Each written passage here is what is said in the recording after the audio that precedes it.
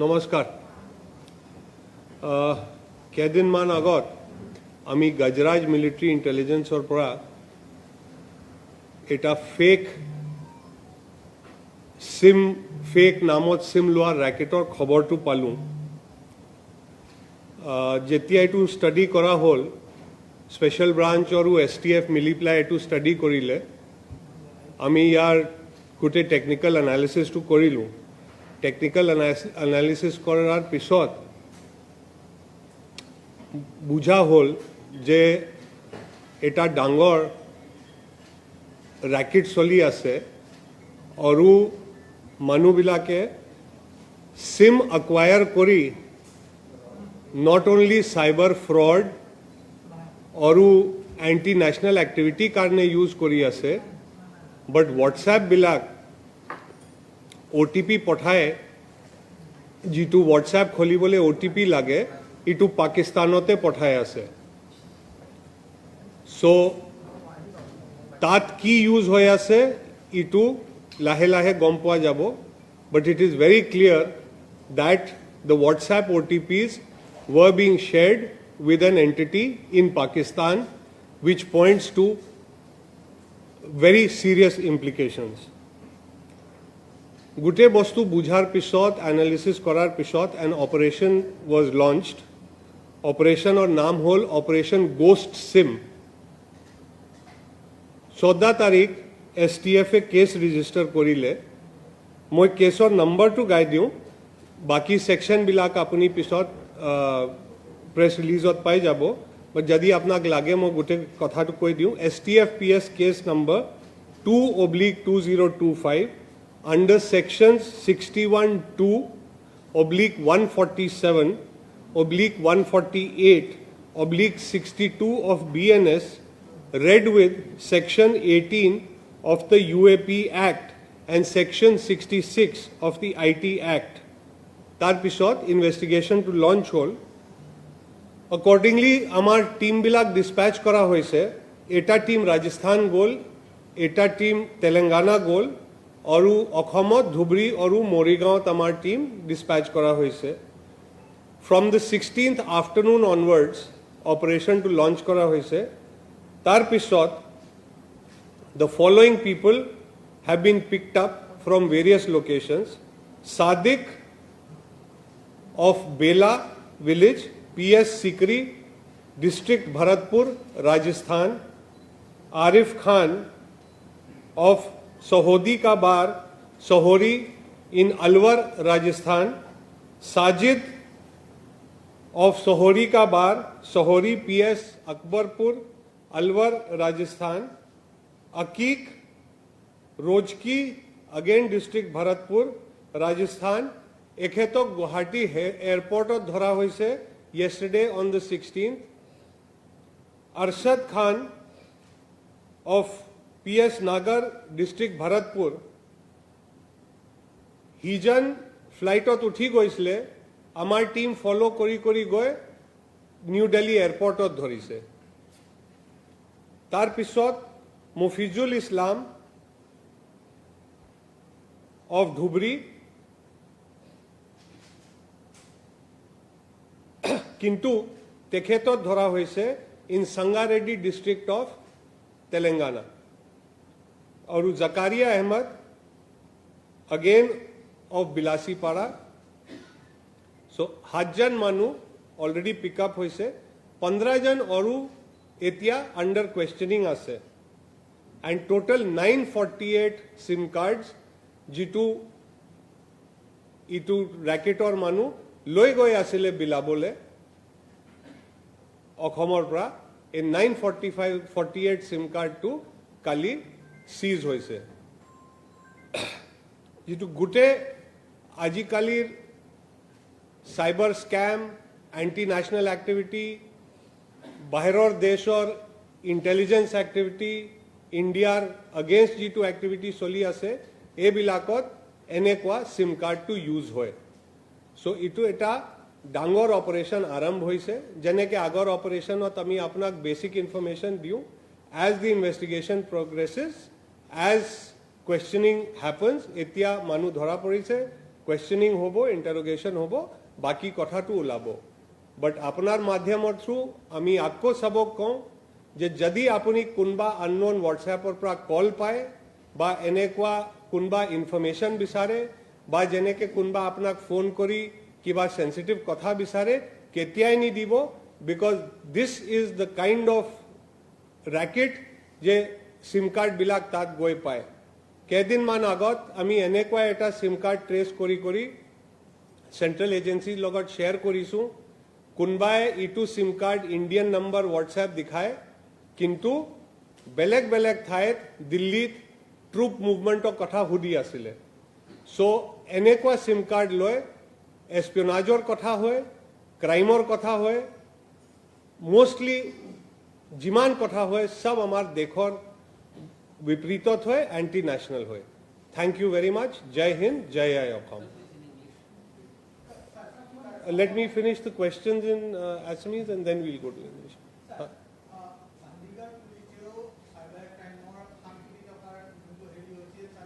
এতিয়া আমি operation ghost সিমৰ কথা পাতি আছো। এতিয়া গোষ্ট সিমৰে কথা পাতিম। হা,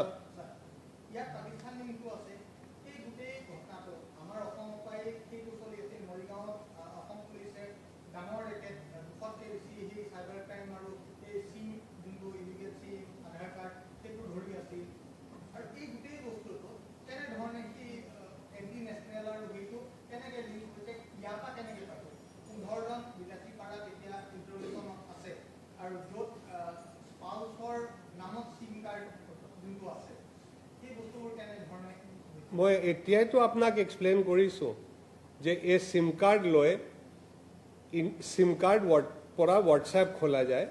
যেতিয়া হোৱাটছএপ খোলে তেতিয়া এটা OTP আহে।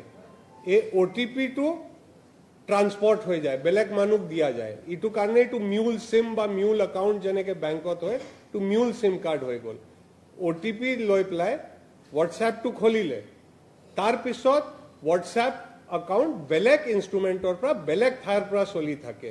চ' ইটো সিম কাৰ্ডৰ পৰা নচলে। চ' যদি ইটো সিম কাৰ্ড ক'ৰবাত অন কৰি থৈ দিয়ে, কিন্তু হোৱাটছএপৰ পৰাতো গোটেই এণ্টি নেশ্যনেল বা ক্ৰাইম চলি থাকে।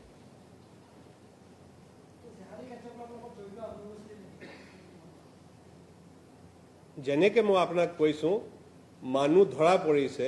উই have given you the first information. Now as interrogation and কুৱেশ্যনিঙৰ পৰা কথা ওলাব, যিমান লিংক ওলাব আমি আপোনাৰ লগত শ্বেয়াৰ কৰিম। মোক ভাই এতিয়াইতো আপোনাক কৈছোঁ, সাতজন পিক আপ হৈছে, 15জন কুৱেশ্যনিং চলি আছে। আপুনি যিমান মই কৈছোঁ এইটোৱে প্ৰশ্ন আকৌ সুধি আছে। বাকী ক'তো চান্স দিয়া ভাই।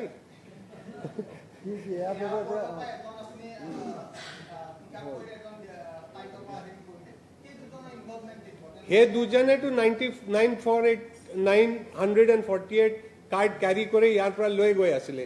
এতিয়া ইহঁতৰ ইণ্টাৰোগেশ্যন কুৱেশ্যনিং হ'ব, তাৰপিছত গোটেই অৰু নেটৱৰ্কত যি আছে এইটো ওলাব। Okay, you want me to do this in? We will give you all the photographs. We will give you a written press release. 948.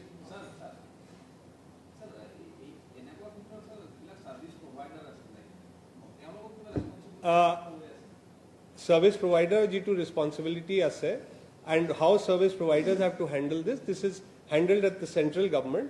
Today also I spoke to the concerned people in the central government, and SOP has been worked out. SOP mote normal মানুহে সিম পাবলৈ বহুত একশ্যনৰ through যায়। ইহঁতিয়ে কেনেকৈ চাৰ্কামভেণ্ট কৰিছে এইটো কেছত ওলাব, আৰু আমি গোটেই যিটো আমাৰ ইনভেষ্টিগেশ্যনত ওলাব, আমি চেণ্ট্ৰেল গভৰ্ণমেণ্টৰ যিমান এজেঞ্চি আছে তেওঁবিলাকৰ লগত শ্বেয়াৰ কৰিম। য'ত য'ত লুপহোল আছে তেওঁবিলাক অলৰেডি প্লাগ কৰি আছে। This is a matter which everybody is seized of. আমি যেতিয়া মৰিগাঁৱৰ কথা ক'লে আপোনাৰ মাজত কোনোবা মানুহ, যেতিয়া মৰিগাঁৱত আমি উই ডিছকাভাৰ্ড 7,500 ফেক চিমছ, তেতিয়া বহুতখিনি action at a national level লোৱা হৈছে। Those sims were all cancelled. Similarly ইটো যিটো ওলাব, we will be sharing with the concerned agencies, and আমি চবে ৰাষ্ট্ৰৰ কাৰণে কাম কৰি আছোঁ। So there are no silos. We are all working together. So this will be this thing. And in this certain case, we are very sure যে আমি একটু ট্রেস করি লাস্টৰ লকে যাম যে who was the seller, who was the point of sale, who was the distributor, who was their connect in the network service provider in the TSP. এক গোটে ৰেকেটটো এতিয়া ইনভেষ্টিগেশ্যনত ওলাব. As I said, intelligence receive হৈছে, intelligence receive হোৱাৰ পিছত operation launch হৈছে. আমি এতিয়া মানুহ পাই গৈছো, এতিয়া তদন্তত গোটে কথাটো ওলাব. OTP পঠায় তাৰ পিছত তেতিয়া তাৰ পৰা WhatsApp টো ইউজ হয়. সো যেতিয়া তাৰ পৰা ফোন কৰে আপোনাৰ ফোনত যদি ফোন আহে তেতিয়া ইন্ডিয়ান নম্বৰ ভাবিব আপুনি, কিন্তু WhatsApp টো তাৰ পৰা চলি আছে. हिंदी या अंग्रेजी क्या चाहते हैं? हाँ ANI भाई लगा लो.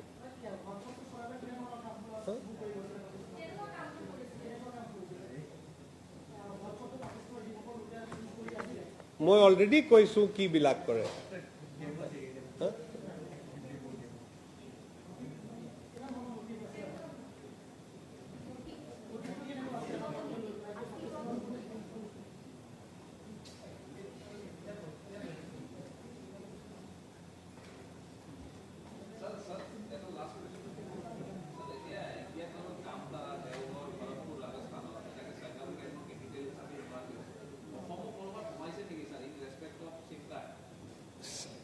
SIM card are being taken from all over the country. They are being taken from here also.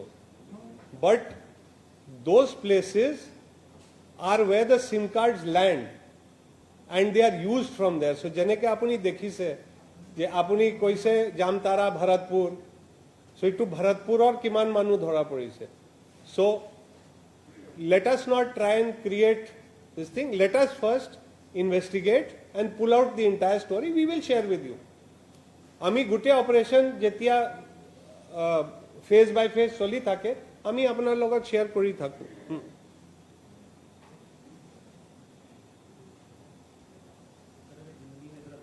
Hindi चाहिए या अंग्रेजी बता दो.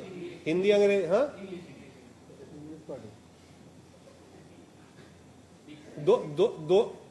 दोनों भाषाओं में. हाँ He can't decide. He can't decide. আমার মিডিয়ার বন্ধু জি বিচারে.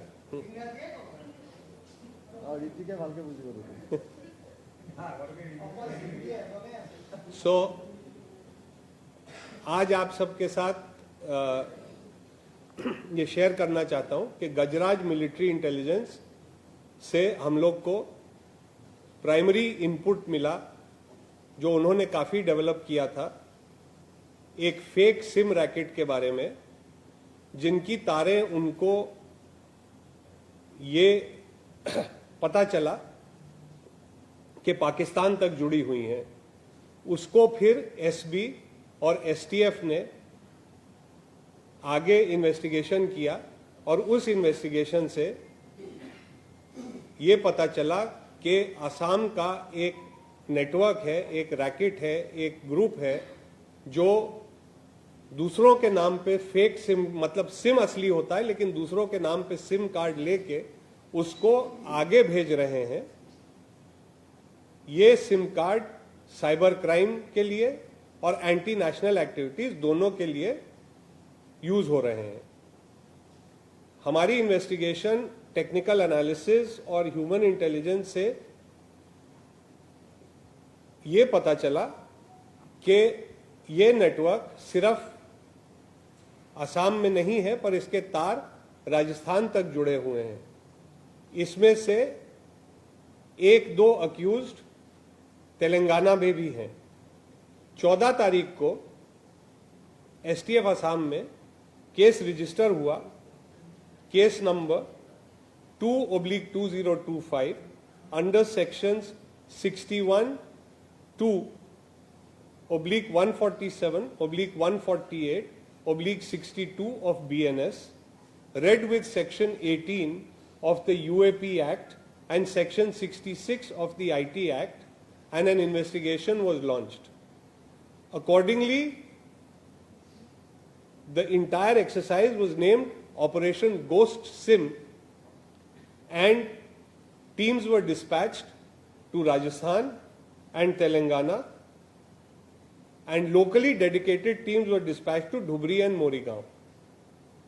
The operation was launched from the afternoon of 16/5/2025, and the following persons have been picked up from across the country.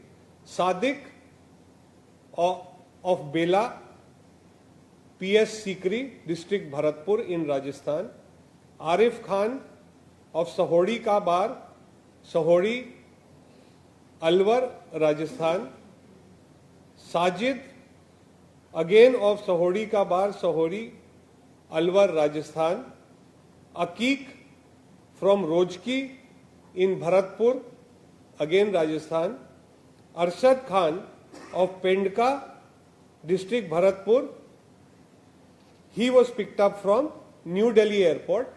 ये गुवाहाटी से फ्लाइट बोर्ड कर चुका था, लेकिन हमारी टीम ने दिल्ली के साथ बात की, अगली फ्लाइट पे हमारी टीम गई और दिल्ली एयरपोर्ट पे इसको पकड़ा गया। अकीक जो है, जो रोजकी का था भरतपुर का, उसको गुवाहाटी एयरपोर्ट पे ही पकड़ा गया। मुफिजुल इस्लाम जो रहने वाला ढुबरी का है, वो कोंडापुर संगारेड्डी डिस्ट्रिक्ट में तेलंगाना में अरेस्ट हुआ। जकारिया अहमद बिलासीपाड़ा से अरेस्ट हुआ। 7 लोग अभी तक अरेस्टेड हैं और 15 लोग अभी क्वेश्चन किए जा रहे हैं कि उनका इसमें क्या रोल था। उनमें से कई के नाम पे सिम लिए गए थे। अब यह देखना है कि वो रैकेट में इन्वॉल्व थे या उनको भी ड्यूप किया गया है, या वो सारे सिस्टम में इसी का एक हिस्सा थे। अभी तक जो कल ये 2 लोग, एक गुवाहाटी एयरपोर्ट पे और दिल्ली एयरपोर्ट पे पकड़े गए हैं, 948 सिम कार्ड्स पकड़े गए हैं, साथ में कई इलेक्ट्रॉनिक डिवाइसेस पकड़ी गई हैं। अब क्वेश्चनिंग और इंटेरोगेशन और डिवाइसेस का टेक्निकल एनालिसिस होगा, जिससे बाकी बात निकलेगी। ये अभी तक हमको क्लियर है that these SIMs have been procured fraudulently and they would and have been earlier used for cybercrime, as well as to provide Indian WhatsApp accounts by sharing the OTP with people in Pakistan. This came out both in the inquiries and intelligence procured by Gujarat Military Intelligence, as well as by what has been later investigated by our own STF and Special Branch. I would also like to put on record the assistance given to us by Telangana and Hyderabad police and by Rajasthan police. They have stood by us and we have all stood shoulder to shoulder in the security of the country and to protect the country. So as you can see, original input from military intelligence, basic work done by Assam police, and then assisted by Rajasthan and Telangana, we have managed to at least bust one racket, and now we hope to take this investigation further.